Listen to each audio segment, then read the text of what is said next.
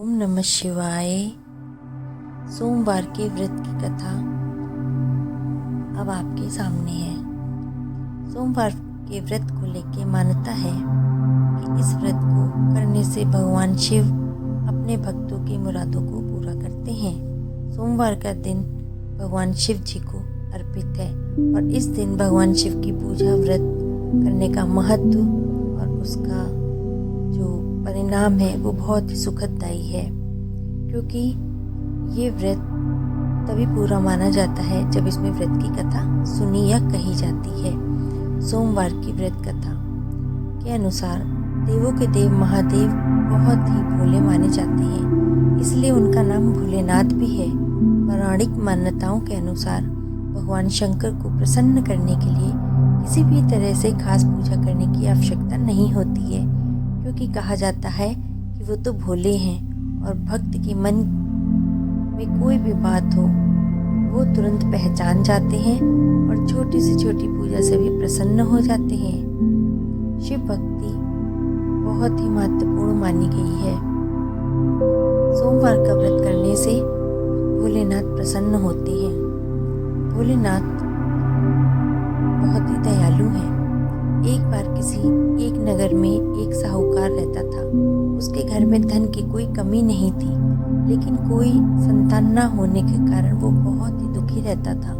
संतान प्राप्ति के लिए वह हर सोमवार को व्रत रखता था। पूरी श्रद्धा के साथ शिव मंदिर में जाता था। भगवान शिव जी और माता पार्वती की पूजा करता था।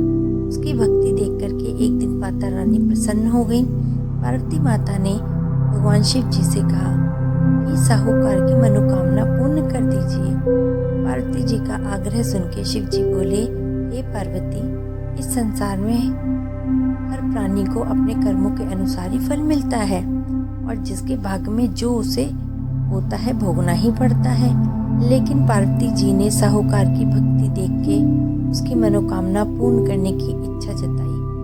माता पार्वती के बार बार आग्रह करने पर शिव जी ने साहूकार को पुत्र प्राप्ति का वरदान दे दिया, लेकिन उन्होंने बताया कि यह बालक सिर्फ 12 वर्ष तक ही जीवित रहेगा। माता पार्वती और भगवान शिव की बातचीत को साहूकार सुन रहा था, इसीलिए उसे ना तो इस बात की खुशी थी और ना ही दुख। वह पहले की भांति ही शिव जी की पूजा करता रहता था। कुछ समय के बाद साहूकार की पत्नी ने एक पुत्र को जन्म दिया। जब वह बालक 11 साल का हो गया तो उसने पढ़ने के लिए उसको काशी भेज दिया। साहूकार ने पुत्र के मामा को बुला के उसे बहुत सारा धन देते हुए कहा कि तुम इस बालक को काशी विद्या के लिए ले जाओ।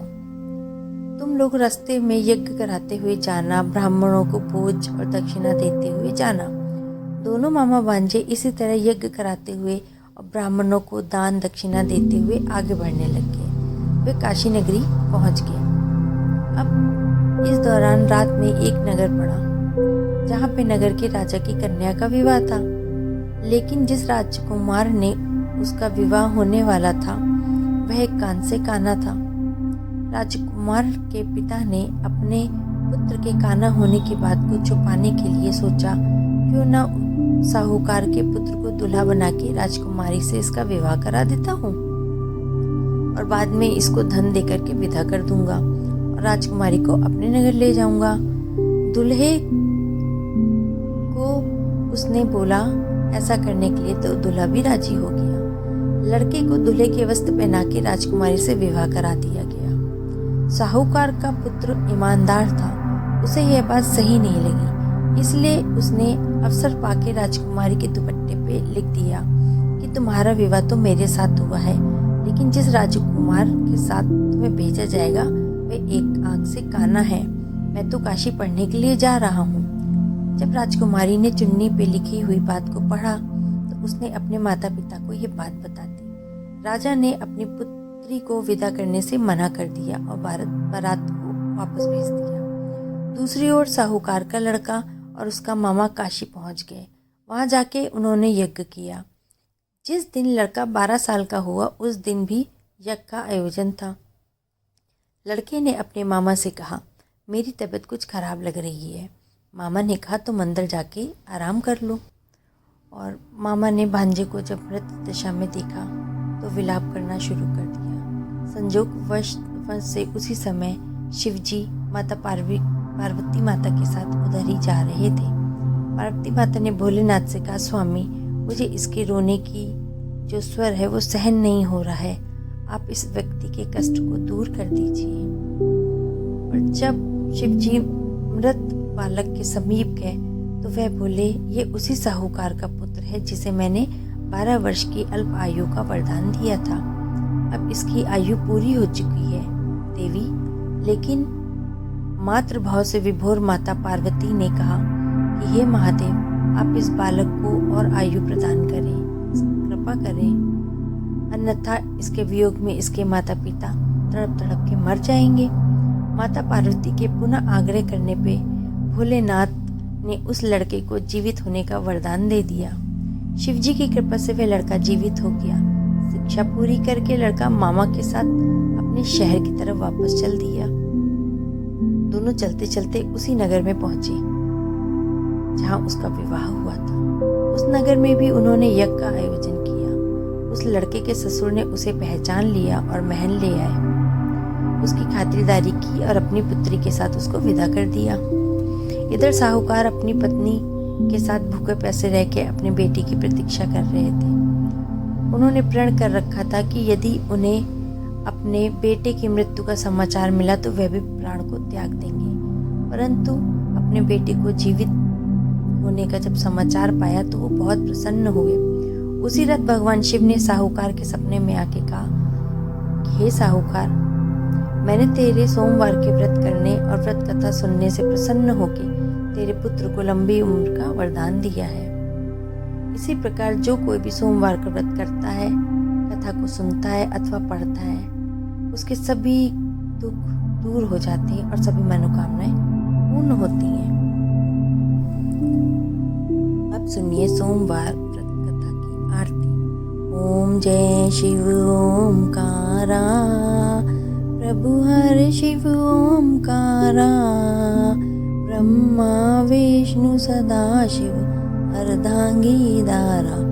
ओम जय शिव ओमकारा, एकानन चतुरानन पंचानन राजे, हंसानन गरुड़ासन ऋषवाहन साजे। ओम जय शिव ओमकारा, दो भुज चार चतुर्भुज 10 भुज अति सोहे।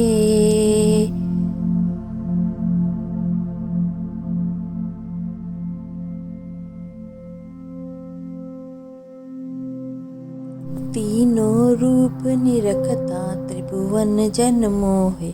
ओम जय शिव ओमकारा, अचमाला वनमाला मुंडमाला धारी, चंदन मृग मग सोहे भाले शशिधारी।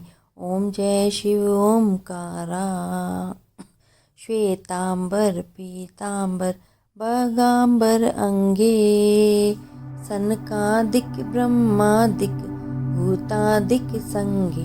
ओम जय शिव ओमकारा, कर के मध्य कमंडल चक्र त्रिशूल धरता, जग करता जग भरता जग पालन करता। ओम जय शिव ओमकारा, ब्रह्मा विष्णु सदाशिव जानत अविवेका, प्रणमाक्षर के मध्य ये तीनों एका। ओम जय शिव ओमकारा, त्रिगुण स्वामी जी की आरती जो कोई नर गावे, कहत शिवानंद स्वामी मन वांछित फल पावे। ओम जय शिव ओमकारा, बोलिए शिव परिवार की जय। हर हर महादेव, हर हर महादेव। ओम नमः शिवाय, ओम नमः शिवाय, ओम नमः शिवाय। अगर आपको मेरा चैनल पसंद आया है तो आप चैनल को लाइक करें, शेयर करें और सब्सक्राइब करें और मुझे कमेंट बॉक्स में बताएं कि आपको अब कौन से भगवान जी की कथा सुननी है, कौन सी आरती सुननी है। धन्यवाद।